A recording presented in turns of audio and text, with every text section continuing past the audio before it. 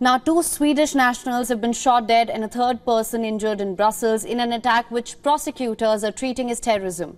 Brussels is on its highest terror alert as the gunman who appeared to have an assault rifle remains at large. In Europe, Belgium's Euro 2024 qualifier against Sweden was suspended at half-time and subsequently abandoned.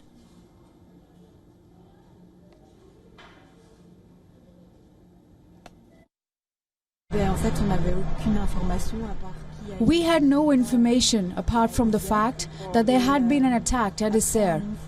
Then suddenly everyone started shouting and the policeman, the steward, told us to go into the stadium. But we locked ourselves in the refrigerators because that's where I was working. And we stayed there for 15 minutes or so, and then the policeman made us run to the stadium to protect us with others. The incident comes just a day after a 6-year-old Palestinian American was stabbed to death in Chicago. Prosecutors in Belgium are investigating whether the Brussels attack was motivated by the Chicago incident and whether it was a revenge attack.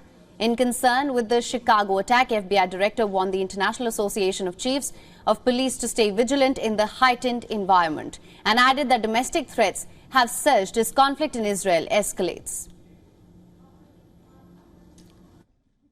In this heightened environment, there's no question we're seeing an increase in reported threats, and we've got to be on the lookout, especially for lone actors who may take inspiration from recent events to commit violence of their own. With 2 motivated by Israel-Hamas war attacks within 24 hours, the European Union leaders are now scheduled to hold an emergency summit on Tuesday. As concerns mount that the war between Israel and the Hamas militant group could fuel intercommunal tensions in Europe and even bring more refugees in search of sanctuary.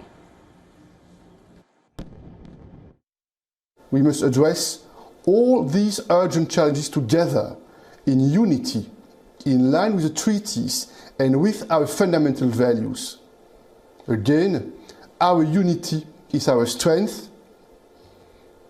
Today, the European Council agreed on a common statement that sets out common position and establishes a clear and unified course of action. Meanwhile, Belgium, it's not just Belgium facing a hate crime attack in Europe. Over the last week, France has ordered a ban on pro-Palestinian demonstrations and a number of anti-Semitic acts have risen.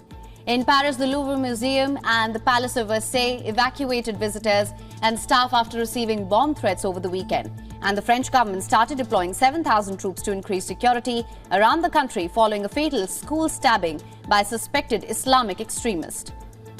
Germany, too, it's ramped up security to protect its Jewish communities. Berlin, on the other hand, has offered military help to Israel. It's promised to crack down on support for Hamas back home.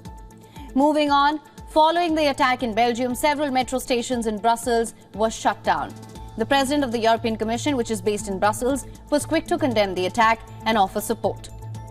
French President Emmanuel Macron said Europe was shaken by an Islamist attack in Brussels, while France's Interior Minister had earlier given instructions to strengthen border controls with Belgium. Belgium, alongside France, had already been the target of an attack claimed by IS extremists in March 2016, one that killed 32 people.